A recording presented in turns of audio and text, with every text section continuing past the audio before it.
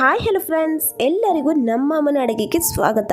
ಯಾರೆಲ್ಲ ನಮ್ಮ ಚಾನಲ್ನ ಸಬ್ಸ್ಕ್ರೈಬ್ ಮಾಡ್ಕೊಂಡಿದ್ದೀರಾ ಎಲ್ಲರಿಗೂ ಧನ್ಯವಾದಗಳು. ಹಾಗೆಯೇ ಯಾರನ್ನ ಸಬ್ಸ್ಕ್ರೈಬ್ ಮಾಡಿದಿರೋ ವಿಡಿಯೋ ನೋಡ್ತಾ ಇದ್ದೀರಾ, ನಮ್ಮ ಅಮ್ಮನ ಅಡುಗೆ ಚಾನಲ್ನ ಸಬ್ಸ್ಕ್ರೈಬ್ ಮಾಡ್ಕೊಳ್ಳಿ. ಹಾಗೆಯೇ ಪಕ್ಕದಲ್ಲಿ ಬರುವ ಬೆಲ್ಲೈಕನ್ನ ಕ್ಲಿಕ್ ಮಾಡ್ಕೊಳ್ಳಿ.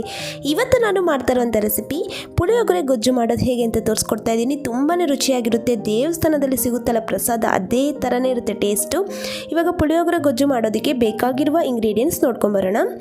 ಇಲ್ಲಿ ನಾನು 1 ಟೀ ಸ್ಪೂನ್ ಆಗಷ್ಟು ಕಡಲೆಬೇಳೆ ತೊಗೊಂಡಿದ್ದೀನಿ, 1 ಟೀ ಸ್ಪೂನ್ ಆಗಷ್ಟು ಉದ್ದಿನಬೇಳೆ, ಧನ್ಯಕಾಳು 1.5 ಟೀ ಸ್ಪೂನ್, ಕಾಳುಮೆಣಸು ಅರ್ಧ ಟೀ ಸ್ಪೂನ್, ಸಾಸಿವೆ ಅರ್ಧ ಟೀ ಸ್ಪೂನ್, ಕಡಲೆ ಬೀಜ 4 ಟೇಬಲ್ ಸ್ಪೂನ್, ಮೆಂತ್ಯ 1/4 ಟೀ ಸ್ಪೂನ್, ಕಪ್ಪುದೆಳ್ಳು ಒಂದು ಅರ್ಧ ಟೀ ಸ್ಪೂನ್ ಅಷ್ಟು ತೊಗೊಂಡಿದ್ದೀನಿ, ಅರಿಶಿನ ಪುಡಿ 1/4 ಟೀ ಸ್ಪೂನ್, ಕರಿಬೇವು 1 ಟೇಬಲ್ ಸ್ಪೂನ್, ಹಿಂಗು 1/4 ಟೀ ಸ್ಪೂನ್, ಒಣಮೆಣಸಿನ್ಕಾಯಿ 5 ಬೇಕಾಗುತ್ತೆ. ಅನ್ನನ ನಾನು ಮೊದಲೇ ಮಾಡಿಟ್ಕೊಂಡಿದ್ದೀನಿ 200 ಗ್ರಾಮ್ ಆಗಷ್ಟು. ಎಣ್ಣೆ 4 ಟೇಬಲ್ ಸ್ಪೂನ್. ಇಲ್ಲಿ ನಾನು 1 ದೊಡ್ಡ ಗಾತ್ರ ನಿಂಬೆಹಣ್ಣು ಗಾತ್ರದಷ್ಟು ಹುಣಸೆಹಣ್ಣು ನೀರಲ್ಲಿ ನೆನೆಸಿಟ್ಕೊಂಡಿದ್ದೀನಿ. ರುಚಿಗೆ ತಕ್ಕಷ್ಟು ಉಪ್ಪು. ಮಾಡೋದು ಹೇಗೆ ಅಂತ ನೋಡೋಣ. ಮೊದಲು ಸ್ಟವ್ ಹಚ್ಚಿ ನಾನೊಂದು ಪ್ಯಾನ್ ಇಟ್ಕೊಂಡಿದ್ದೀನಿ. ಇವಾಗ ಇದಕ್ಕೆ ನಾನು ಕಡಲೆಬೇಳೆನ ಹಾಕ್ಕೊತಾ ಇದ್ದೀನಿ. ಮತ್ತು ಒಂದು ಅರ್ಧ ಟೀ ಸ್ಪೂನ್ ಆಗಷ್ಟು ಒಗ್ಗರಣೆಗೆ ಸಪ್ರೇಟಾಗಿ ಎತ್ತಿಟ್ಕೊತಾ ಇದ್ದೀನಿ.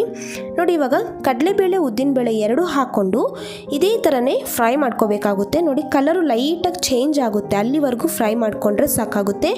ಇವಾಗ 1 ನಿಮಿಷ ಆದಮೇಲೆ ಧನ್ಯಕಾಳು, ಕಾಳುಮೆಣಸು ಹಾಗೆಯೇ ಒಣಮೆಣಸಿನ್ಕಾಯಿ 4 ಹಾಕ್ಕೊಂಡಿದ್ದೀನಿ. ಇನ್ನು ಒಂದು ಒಗ್ಗರಣೆ ಎತ್ತಿಟ್ಕೊಂಡಿದ್ದೀನಿ.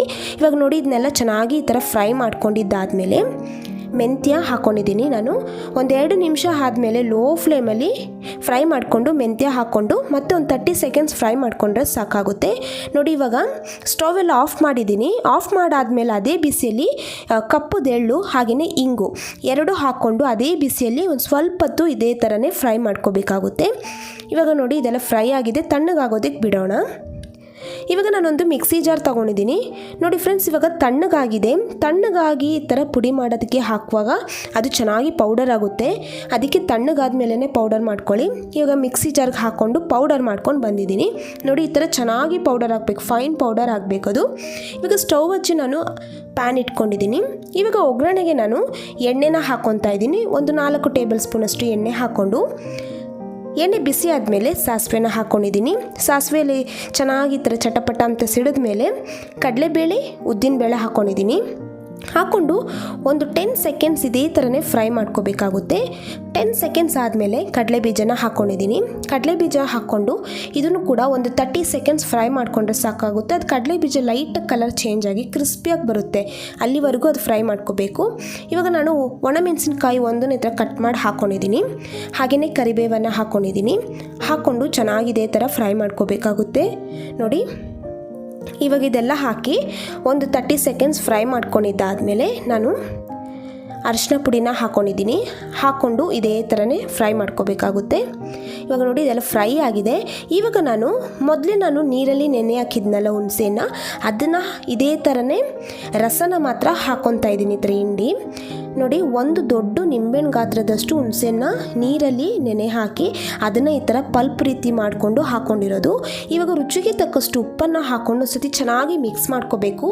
ಮತ್ತು ಇವಾಗ ಹುಣಸೆನ ಹಾಕಿರೋದ್ರಿಂದ ನೀರು ಇರುತ್ತೆ, ಅದು ಇದೇ ಥರನೇ ನಾವು ಲೋ ಫ್ಲೇಮಲ್ಲಿ ಇದೇ ಥರನೇ ನಾವು ಮಿಕ್ಸ್ ಮಾಡ್ತಾ ಅದು ಫುಲ್ಲು ತಿಕ್ ಕನ್ಸಿಸ್ಟೆನ್ಸಿ ಬರುತ್ತೆ, ಗಟ್ಟಿ ಆಗಬೇಕು. ನೋಡಿ, ಇವಾಗ ಒಂದು ಸ್ವಲ್ಪ ಗಟ್ಟಿಯಾಗಿದೆ. ನೋಡಿ, ಈ ಥರ ಗಟ್ಟಿ ಆದಮೇಲೆ ನಾನು ಮೊದಲೇ ಪೌಡರ್ ಮಾಡಿ ಇಟ್ಕೊಂಡಿದ್ನಲ್ಲ, ಆ ಪೌಡರ್ನ ಹಾಕ್ಕೊಂಡು ಒಂದು ಸತಿ ಚೆನ್ನಾಗಿ ಮಿಕ್ಸ್ ಮಾಡ್ಕೊತಾ ಇದ್ದೀನಿ. ನೋಡಿ, ಇವಾಗೆಲ್ಲ ಹಾಕ್ಕೊಂಡು ಒಂದು ಸತಿ ಮಿಕ್ಸ್ ಮಾಡಿಕೊಂಡ್ರೆ ಪುಳಿಯೋಗರೆ ಗೊಜ್ಜೆಲ್ಲ ರೆಡಿಯಾಗಿದೆ ಫ್ರೆಂಡ್ಸ್. ನೀವು ಈ ಥರ ಮಾಡಿ ಸ್ಟೋರ್ ಮಾಡಿ ಕೂಡ ಇಟ್ಕೋಬೋದು. ಇದೇ ರೀತಿಯಲ್ಲಿ ಡಬಲ್ ಕ್ವಾಂಟಿಟಿ ಹಾಕಿ ಜಾಸ್ತಿ ಕೂಡ ಮಾಡಿ ನೀವು ಒಂದು ಗ್ಲಾಸ್ ಜಾರಲ್ಲಿ ಸ್ಟೋರ್ ಮಾಡಿ ಫ್ರಿಜ್ಜಲ್ಲಿ 1 ಮಂತ್ವರೆಗೂ ಸ್ಟೋರ್ ಮಾಡಿ ಇಟ್ಕೋಬೋದು.